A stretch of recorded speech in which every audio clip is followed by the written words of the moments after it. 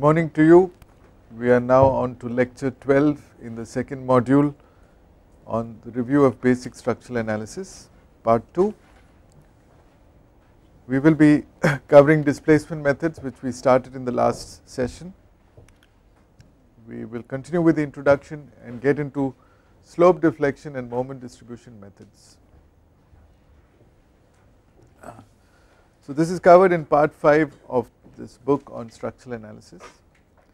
If you recall the last class, we actually learned quite a bit about the meaning of stiffness matrix and how to derive the stiffness matrix from first principles. You recall that? Now, can you write down the stiffness matrix for this, given that all the three spans are identical? That means they all have the same L and they all have the same EI. What will that matrix look like? Can you do it? It will be a symmetric matrix. What will it look like?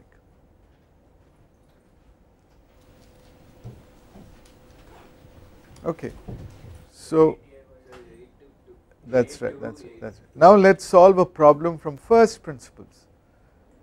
Let's take this beam and let's say it is subjected to F1 equal to F2 equal to m naught. Okay, so two concentrated moments applied at the joints B and C, and the challenge is to analyze this beam completely, which means find the bending moment diagram after finding the unknown rotations d1 and d2, theta b and theta c, right. So the stiffness matrix for this is this. I presume you got this from the last slide, right. How to proceed from here? F1 is known, F2 is known, both are equal to m naught. So just invert the matrix. Will you find out theta a and theta b quickly? So inverting a 2 by 2 matrix is simple. The constant EI by L gets inverted to L by EI. Then the diagonals get, then you have to find the determinant, and 1 divided by the determinant comes outside as a constant. The diagonal elements, the main diagonal gets flipped over, the cross diagonal elements you will attach a negative sign. Am I right? Will you get d1 and d2 for this problem? The determinant is 60. Is this okay? It's simple. So in a jiffy we got the rotations theta a and theta b with the help of the stiffness matrix of the structure. Now that you know the displacements, it's kinematically determinate, can you find the bending moments from first principles? Can you draw small sketches showing the kind of end moments you get when you apply only d1 with d2 restraint? Okay, the answer is both d1 and d2 are equal to m naught L by 10 EI, which means EI by L into d1 is 1 by 10 m naught, which is 0.1 m naught. Is it clear? This is straightforward.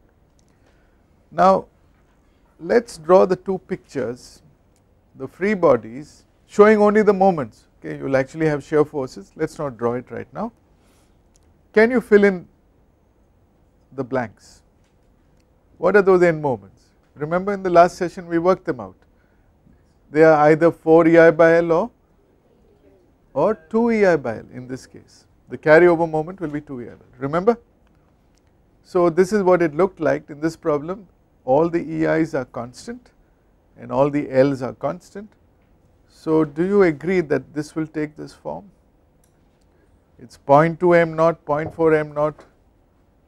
That's it. You have only two options. And in that matrix multiplication, you have to add up the contribution of both d1 and d2. So you can physically add it up. Can you construct the final bending moment diagram with these free bodies? What will be the moment at A? 0.2 m naught. Will it be sagging or hugging? It's sagging. What is the moment at B? You have to add up. Huh?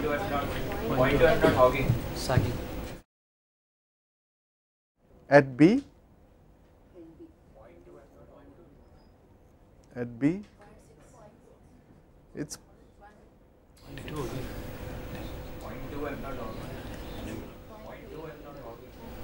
how can it be? Look at look at this free body.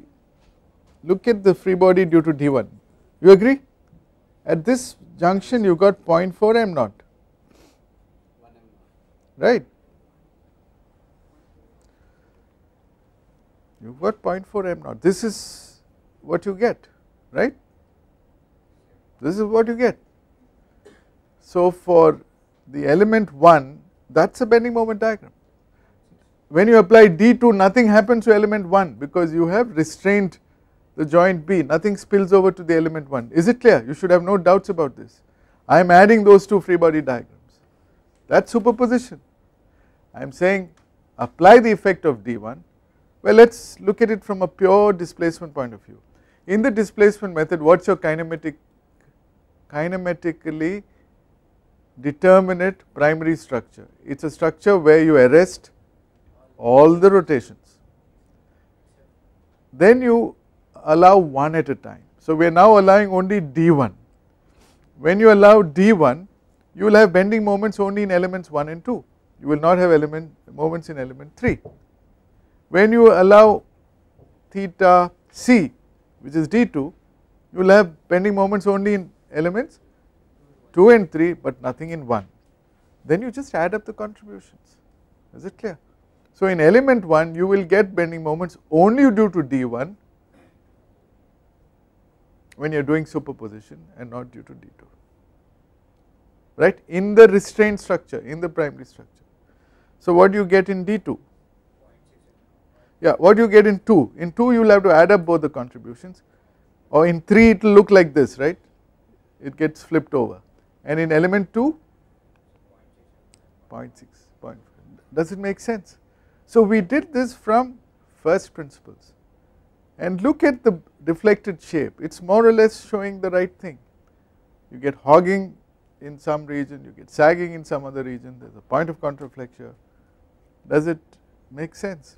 So we did something from a completely different perspective, a fundamental approach. Is it clear? Now this is not how the subject of displacement methods evolved. The whole concept of stiffness matrix came later.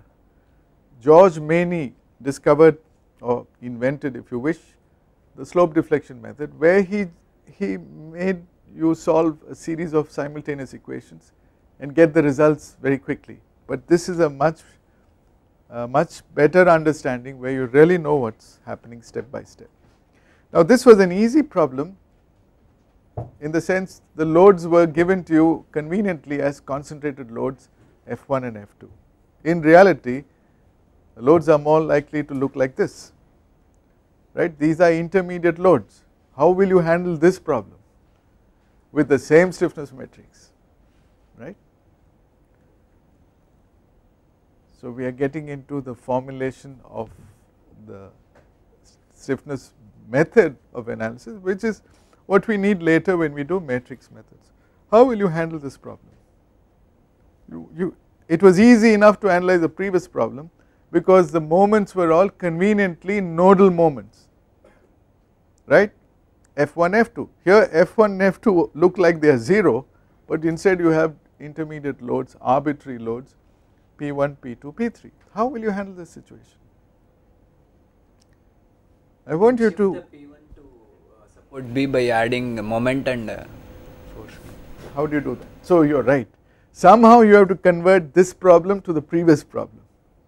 That means you have to get an equivalent F1 and F2, because you can solve by the stiffness method only if you have joint moments. Now how do you do that? How do you do this conversion? It is called equivalent joint loads. How do you create that situation? And it is nice to to go through it conceptually.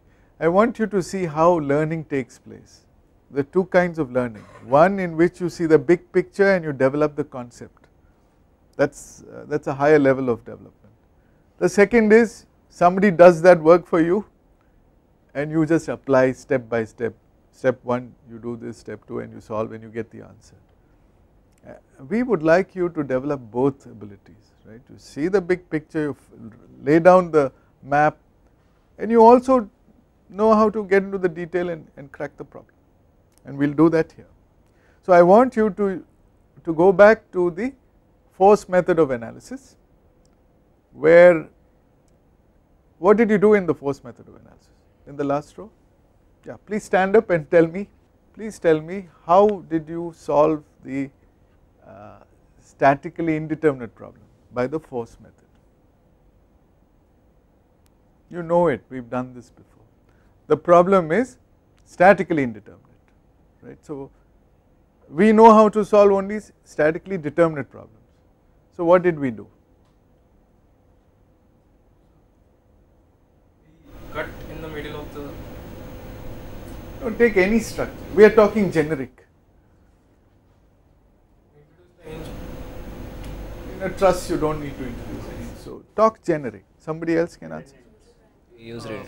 Stand up and answer.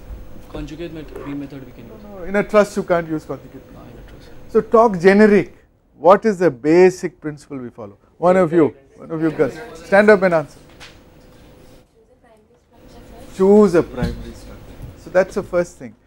You're comfortable with statically determinate structure. So somehow make the structure statically determinate. How do you do that? By Identifying the redundants and providing releases, which could include providing hinges. That's one way of providing a release. Okay. So sit down. So we did it there. We can work only with a statically determinate structure. Then we sequentially apply loads including the redundants on that primary structure which we can handle, and we do superposition. So you can apply the same concept here. So what is your primary structure here? Is it a statically determinate structure? No, this is a displacement method of analysis. What's the type of indeterminacy here? What's the type of indeterminacy? Kinematic. So what is your primary structure? XP. A kinematically determinate structure is one in which you arrest the rotations. If you arrest rotation at B and C, you don't get any movement there at B and C. You will get deflections, but you have arrested the two unknown. So you see there is a similarity in the two approaches. So shall we do that? And this is something we can handle. So we arrest it. The moment you have arrested those rotations at B and C, there is no interaction between those three beams anymore, right. You can actually separate them out and look at them independently, and you are supposed to know everything about kinematically determinate structures. So you must know the end moments, the fixed end moments, and we know how to do that. We can actually show you tables which can handle any type of loading. You can get a table of fixed end moments, but we at least should remember what is a fixed end moment when you have a concentrated load at midspan or a UDL, which are the most common cases. So we know MFAB, MFBE, MFBC, MFCB, MFCD and MFDC. Is it clear? We apply some formula and get those moments. Now what do we do? Follow the same procedure we did in force method, but using displacements. What do we do next logically? There what did we do? We satisfied compatibility. Here we have to satisfy equilibrium. How do you satisfy equilibrium? Right now you do not satisfy equilibrium because you are getting moments at B and C, but in the original structure there are no moments. So what should you do? Equate the moments. How do you do? Keep the moment for this and analyze separately without moment. Keep couple of moments.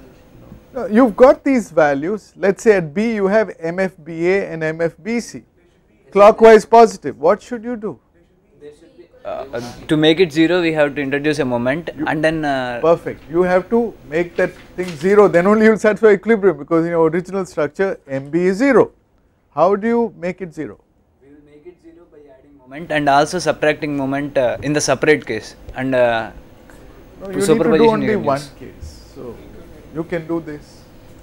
Go back to the old beam, apply nodal moments F1 and F2, which is the negative of the moments that accumulated there when you artificially arrested those rotations. Now does this make sense? Okay, so the argument is, when I add up this picture with this picture, I get back the original picture, right. I am satisfying equilibrium because there are no moments. I am adding these two and subtracting them here. I am putting it in the opposite direction here. So when I add up everything here, I get what I get here. In this case there is no nodal moment here, and there is no nodal moment here. You got it? This is a powerful method. Now do I know how to handle this problem? We just did it. So we cleverly converted intermediate loads to equivalent joint loads, cracked the problem, solved this, and after you get the solution of this, you add up the response that you get here, and that is a complete solution. So you have to add up the bending moment diagram or bending moments that you get from the fixed end condition to what you get from the nodal moment condition. Is it clear? You have a doubt? So basically we are using the we are arresting the rotations at B and C for to get the primary structure, and then releasing them, and you can do it actually one at a time. We saw it. If you do everything together, you need a stiffness matrix to help you out. Is it clear? Does it make sense? There is another interesting point I want you to note. These are called equivalent joint loads. Okay, F1 and F2 here are called equivalent joint loads. They are joint loads which give you the same rotations as you had in the original structure at the coordinate locations identified. The D1 and D2 that you get by analyzing this structure, which you can get from the stiffness matrix, will be exactly equal to the D1 and D2 from in the original structure. Why? Because this is equal to this plus this, and D1 and D2 in this system is 0. So that is a powerful concept, and this is the real foundation, the real basis of displacement methods. All displacement methods follow this path, though sometimes in textbooks they teach them as independent disconnected chapters. You study moment distribution method in one chapter, you probably learnt that way. You study slope deflection method in another chapter, then you study stiffness method in a third chapter. They are like short stories in a novel rather than a novel where the chapters are continuous. So we are going to look at all together because they are all the same. They are all the same. This is the underlying concept, and you can use this beautiful equation, which is essentially an equilibrium equation which relates forces with displacements. So let us summarize. The first step in displacement method is to identify the degree of kinematic indeterminacy, take advantages of modified stiffnesses and reduce the number as we did earlier from 5 to 1 we did it. Identify the unknown displacements, there will be as many unknown displacements as the degree of indeterminacy. Find out the fixed end forces, that is you arrest the structure if any, meaning if you did not have any intermediate loads you do not have to go through this step. In trusses you do not need to go through this step of arresting because all your loads are always nodal, there is no intermediate loading there, it is only in beams and frames you have this. Then you express the element forces such as the beam end moments in terms of the displacements using a stiffness format. Remember we wrote that 4 EI by L into D1 and 2 EI by L into D1, so you have to go through this step. Then put it all together, identify the relevant equations of equilibrium of the structure as a whole, and so you have the F equal to KD equation, you have to bring it to this format. You know K, which is a property of the structure, F is given to you or you find it in equivalent terms, and then you invert that matrix and or solve it by some system and find the unknown displacements. You know the relationship between the unknown displacements and the end forces, so find the force response this way. There is a one-to-one correspondence between the path that the force method takes and the path that the displacement method takes, but they look completely different, but they lead to the same goal, and it's you should be comfortable doing both methods. Okay. Now alternatively, instead of solving simultaneously many equations, there are iterative methods which will give you directly the beam end moments. Okay. So the moment distribution method and Carney's method, unlike the slope deflection method which we will study shortly, give you the moments directly. In fact, there is a question that is often asked,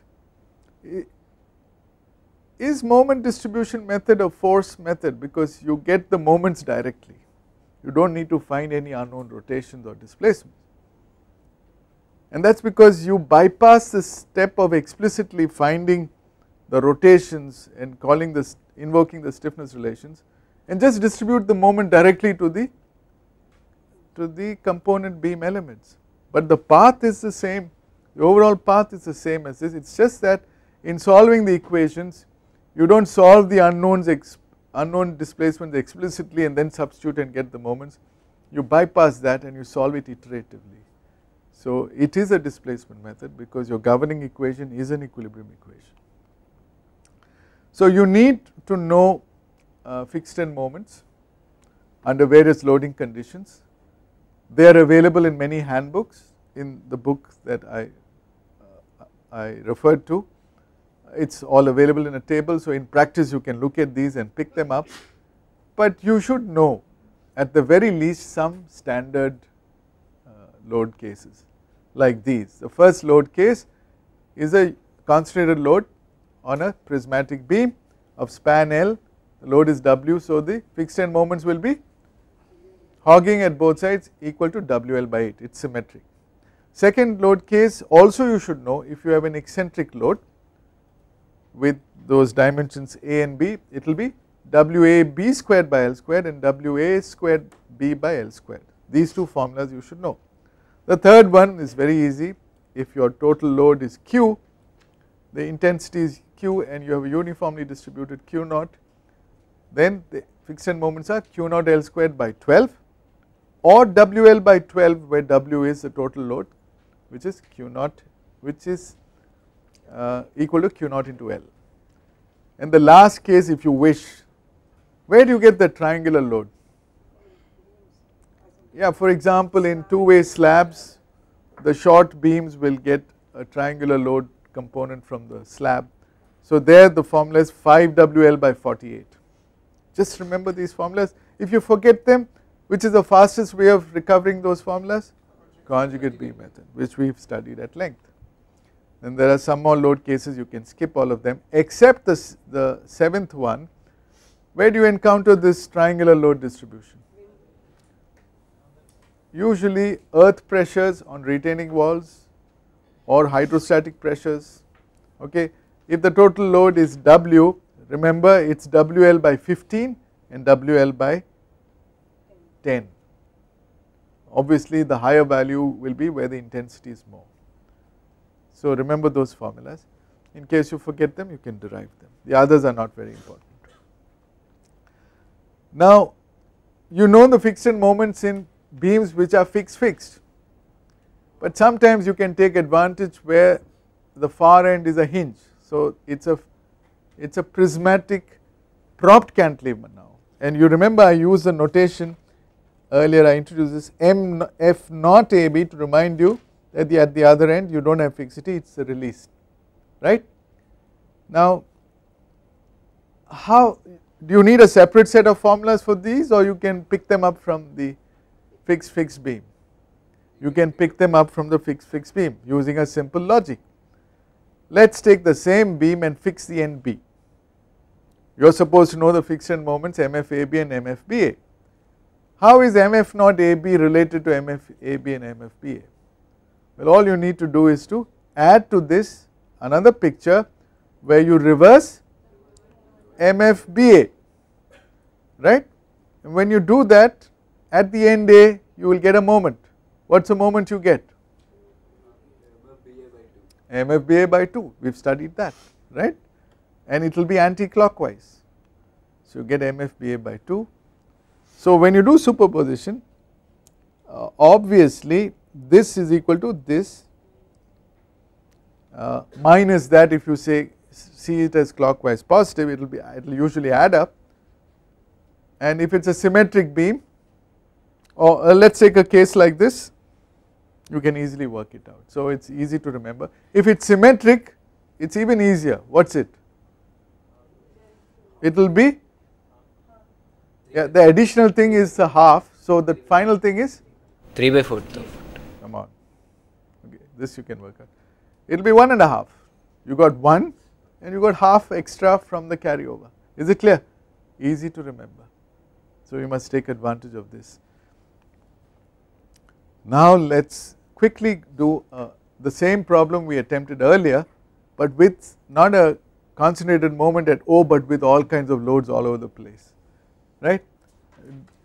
We will do it fast because you are not going to actually do problems of this kind, but I want to show you it is not difficult. You still have only one unknown rotation, theta naught. So here now, what is the first thing you have to do after identifying theta naught? You must arrest that rotation at O and you will get fixed end moments. You have to separate out those 4 beams. So let us take the first one.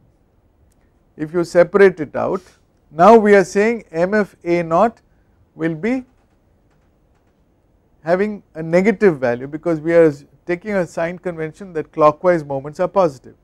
So can you write down the value of MFA naught for this loading condition?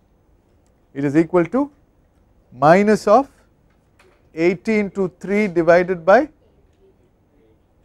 8, divided by 8, you are right. And what about the second case? Q naught L squared by 12, right. So you can write those equations. If you get one, you can get the other, it is symmetric. Remember, the left side will always be negative because it is actually anti-clockwise, and the right side will be clockwise. Do not mix up this sign convention with the sign convention of sagging positive and hogging negative, which we use when we draw bending moment diagrams. Is it clear? So do not get confused with that. Let me clarify. Our earlier sign convention was if you apply moments like this, it will bend like this. This is positive and this is negative. This is sagging, this is hogging, which we will still use when we draw bending moment diagram. So let this convention be there. Now for the sake of analysis, we are using a different convention. The convention we are using is clockwise, whether it is on the left or right, is positive and anti-clockwise is negative. Historically this has been the convention. So you will see this is positive as far as the beam end is concerned and this is negative. So using this convention, let us say you have a UDL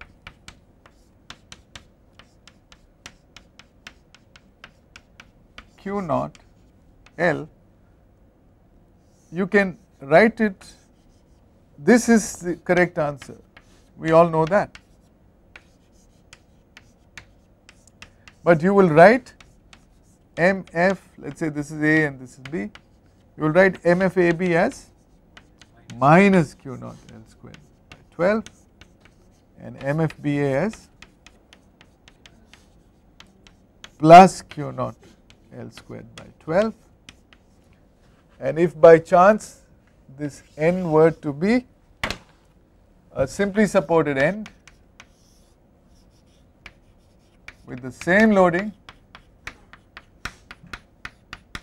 A, B, Q naught, then the notation we will use clockwise positive is MF naught AB, and this will turn out to be minus 1.5 times this, which is Q naught L square by 8. Is it clear? These are the sign conventions we will follow. After we draw the final end moments and free bodies, then when we draw the bending moment diagram, there we put plus and minus in the bending moment diagram. But for analysis by displacement method, we will follow this convention. Later we will reverse this convention for a very important reason which has to do with vector algebra. Okay? But traditionally this is how it has been done. Is this clear? All of you are clear? Now the second case is interesting. We are trying to take advantage of that guided fixed support. So how will you solve that problem? So now we are saying, let us say you have a problem like this. Wonderful, you are right. Let us say this is Q naught and say this is A, this is B and this is L.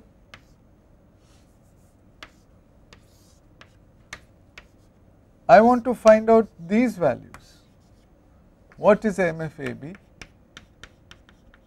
and what is MFBA? Perfect, he is right. So remember, whenever you see a picture like this, it reminds you that there is a mirror image on the other side which will give us the same condition, because this deflected shape will be like this, and if we had a beam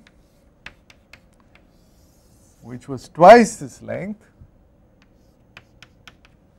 2L,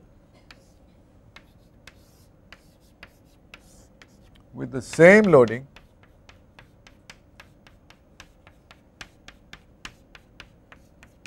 Q naught, that would deflect in much the same way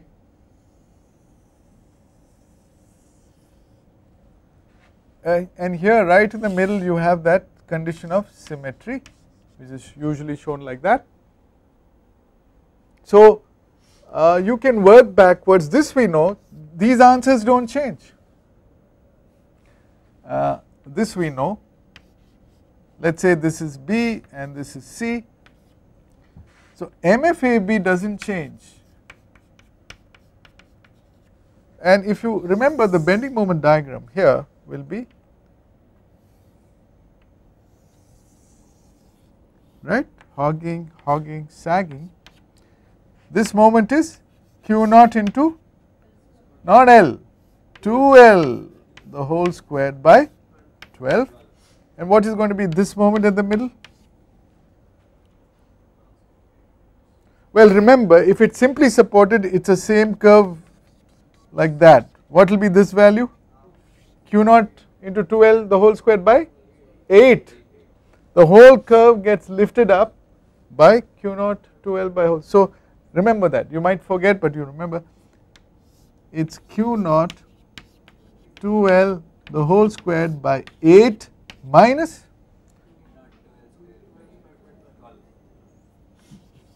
which turns out to be, that is right, by 12. If you remember the final answer, go ahead and do it straight away, 24. And it is important to note, when you break it up into 2, this is going to be hogging, this is going to be sagging, remember.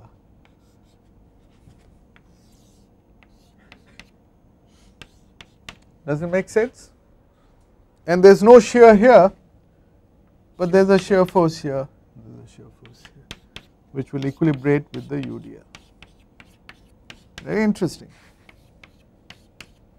not very well known. Is it clear? So at the end of the day, what are the answers you will write? For this problem, MFAB will be minus or plus? Minus, it is hogging, right? Minus Q naught not L squared, again you are making the mistake, 2L squared by 12, and MFBA will be what? Well, you can write this equation if you wish. Is it plus or minus? Plus, it is sagging. It is plus Q naught by 24, which is just half that value. You have learned something here, okay. So this is very interesting, and that is how we get those answers here. MFOC, you can see here, MFOC is minus Q naught L squared, 2L the whole square, right. L is 3, 2L is 6, and this is half that, and I think there is a mistake here. This should be, no, it is right, it is right, it is right. This is right, please note. This is sagging, which means it is this way, which means it is minus, it is right. Yeah, no, no, no, look at this picture.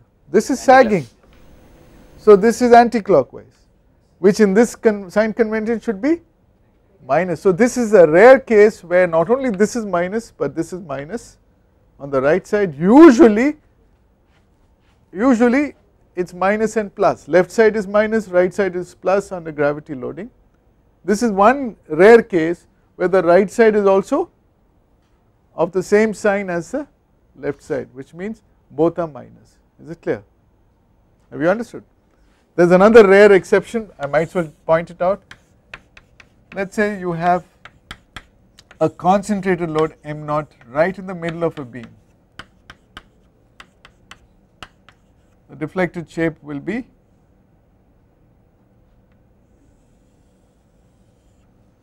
right,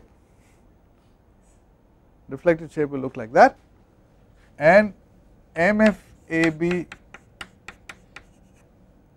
what do you think the direction here will be? Clockwise or anti-clockwise? Clockwise. Well, this part looks like it is being lifted up, so it will be clockwise, and this will be also,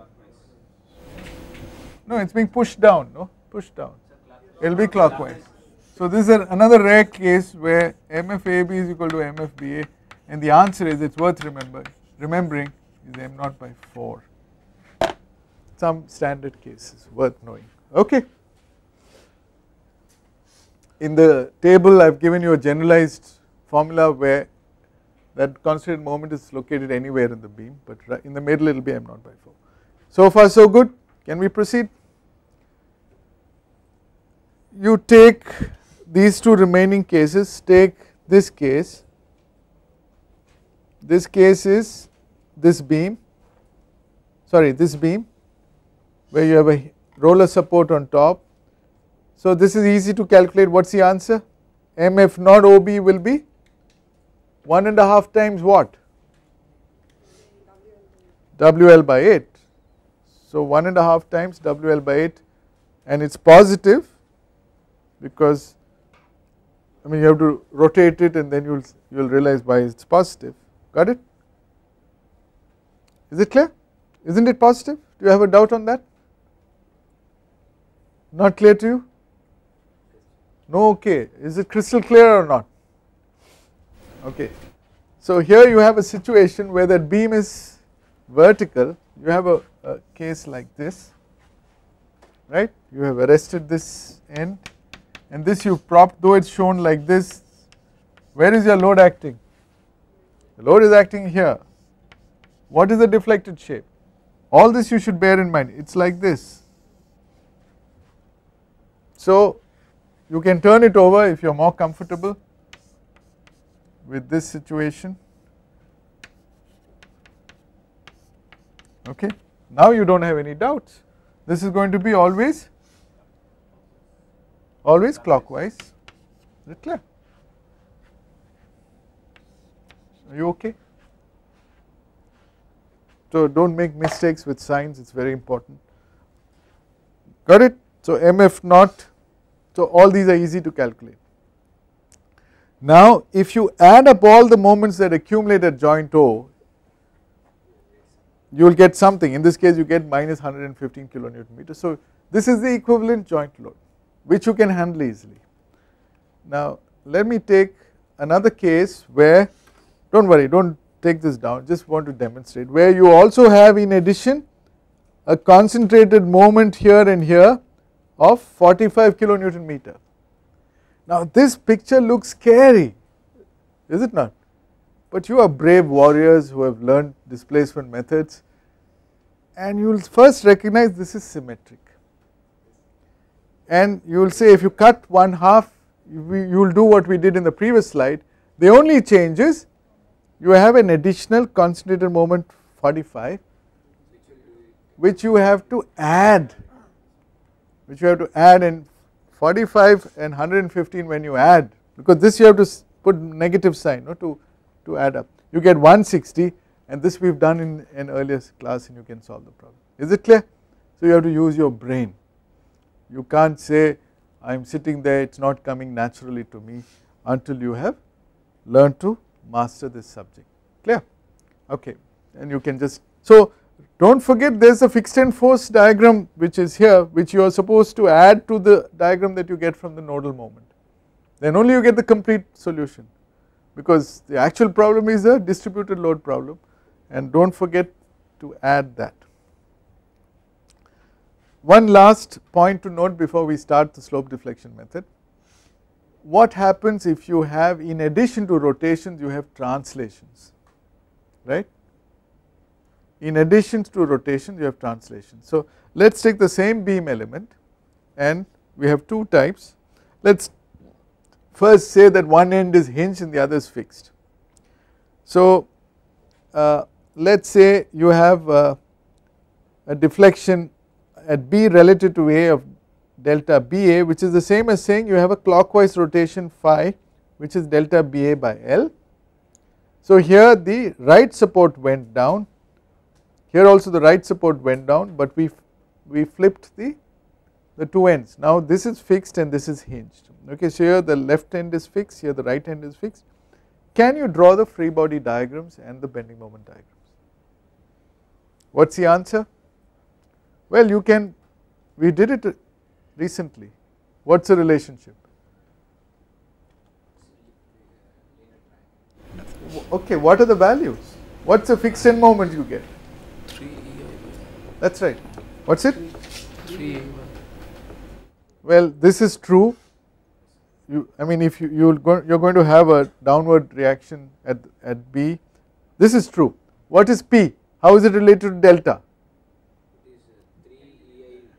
Delta is PLQ by 3EI, you are right.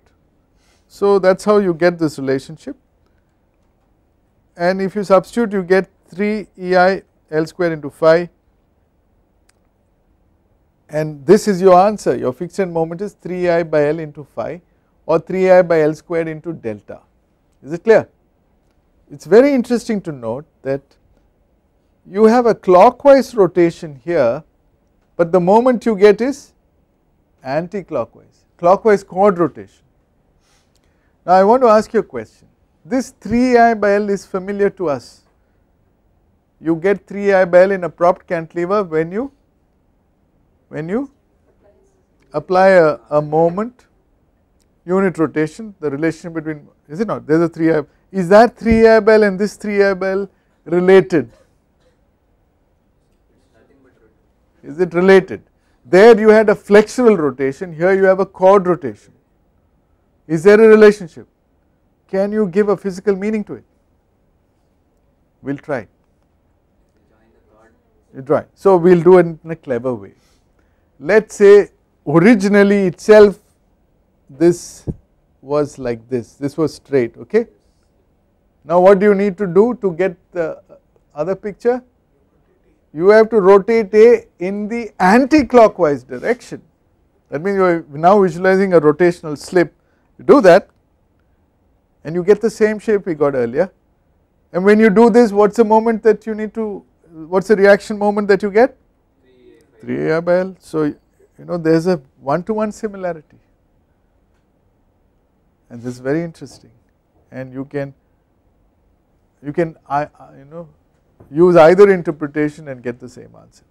Similarly, if you have, we have done this recently, if you had both ends fixed, what is the fixed end moment that you get? Instead of 3I by L into phi, you do not get 4. you do not get 4, you do not get 3, you do not get EI by L, you do not get 2 EI by L, you are trying all permutations and combinations. Let us do it this other beautiful intuitive way, okay. We incline both the supports, we rotate one. When you rotate one, what is the moment you get there? 4 EI by L, and what do you get on this side? 2 EI by L. Then you rotate this also. What do you get here? You get 4 EI by L and you get 2. What do you get totally? 6 EI by L. Right? So you forgot that number 6 and you can prove it. You can prove it, and it's very easy and very elegant. You can also do it from deflection, saying that the deflection in the middle is delta naught by 2. Remember? So you can prove this easily. So in general, when you see pictures like this, you look for chord rotations. If the chord rotation is clockwise, you get an anti-clockwise fixed end moment. It's either 3 EI by L if the far end is hinged, or it's 6 EI by L at both ends if both ends are fixed, right, and vice versa. Okay. Now we start with the slope deflection method. Let me just introduce it to you. It was formulated by George Maney in 1915. It's the foundational method, it's where all the displacement methods started, and subsequently Hardy-Cross in 1930, he was a professor at Illinois, he suggested a simple method called the moment distribution method, and parallelly in East Germany Gaspar Kani proposed his method called Kani's method. Now throughout this we will assume a sign convention which I have already mentioned, that clockwise moments and clockwise rotations are positive. And you will recall this, that if you want to take advantage of reduced indeterminacy, then you can play with those stiffness values. It's 4 EI by L, 2 EI by L combination, or it's 3 EI by L and 0, or it's EI by L and minus EI by L. Is it clear? So you remember this. Now this is how George Maney proposed this method. He derived some basic slope deflection equation for a prismatic beam. Now let us imagine you have a continuous beam or a beam which is part of a frame, it is the same thing, it does not matter. Let us take a continuous beam, and let us take some intermediate beam in that system called AB, right. You remember we wrote the 3 moment equation earlier, well it is similar to that. And let us imagine the worst kind of loadings possible, very messy intermediate loads. Let us also assume that this support deflected by delta A and delta B, and let us say the deflected shape is this funny shape like this for the beam element AB. We are trying to preserve in this shape some sign conventions. 3 sign conventions we preserved for theta A, theta B and rotation, chord rotation phi AB, all are clockwise. The shape I have shown, theta A is clockwise, it is a flexural rotation, theta B is clockwise, it is a flexural rotation, and chord rotation for that entire strip phi AB is also clockwise. Can you see that? I have assumed delta B to be more than delta A. If delta B is equal to delta A, then that chord does not rotate at all, you do not have a problem, you do not have differential settlement. Is it clear? Now how do we, our interest is to write expressions for the n moments at A and B using, so this is what we want, this is the free body of AB. In the free body of AB you do not show displacement because you free the body from the external constraints. So can we write an expression for MAB and MBA from first principles? We can. How do we do it in displacement formulation? You have to first arrest your kinematically determinate structure is one in which theta A and theta B are both 0. So you do that, you catch hold of theta A, theta B, artificially pin them down, arrest them so that they do not rotate. Then due to the loads you get fixed end moments which you are supposed to know how to calculate, right. So no chord rotation, no flexural rotation, you know how to get MFAB and MFBA, clear. Next what do? Release theta A, see you are rediscovering, you are reinventing this beautiful method. So release theta A, let it rotate. When you do that, what is the moment that you get? Far end is fixed in this case, it will be it will be 4 ei by L theta A and 2 ei by L theta A on the other side, agreed? So we have to superpose these, then we have to superpose 2 more pictures. What is the next thing we will do? Release theta B but arrest theta A, because we are going to do superposition. We will do that and you will get this, very straightforward. Finally you have to do one more picture. What is that? Take the primary structure and do not forget there is a chord rotation. Give that also, then that completes the picture. Fix them, allow that chord rotation, delta A comes down, delta B comes down, there is a rotation phi AB. And the moments are, if you have a clockwise chord rotation, you have anti-clockwise moment 6 ei by L into phi AB. Is it clear? Now can you write down equations for MAB and MBA? What will they look like from these 4 pictures? If you add up these 4 pictures, you get back the original picture both in terms of the force field and the displacement field. So won't they look like this? MAB is MFAB plus 4 ei by L theta A plus 2 ei by L theta B minus 6 ei by L phi AB, which can be written in this format. MBA is MFBA plus 2 ei by L theta A plus 4 ei by L theta B minus 6 ei by L phi AB. So we will stop here with this introduction. Thank you.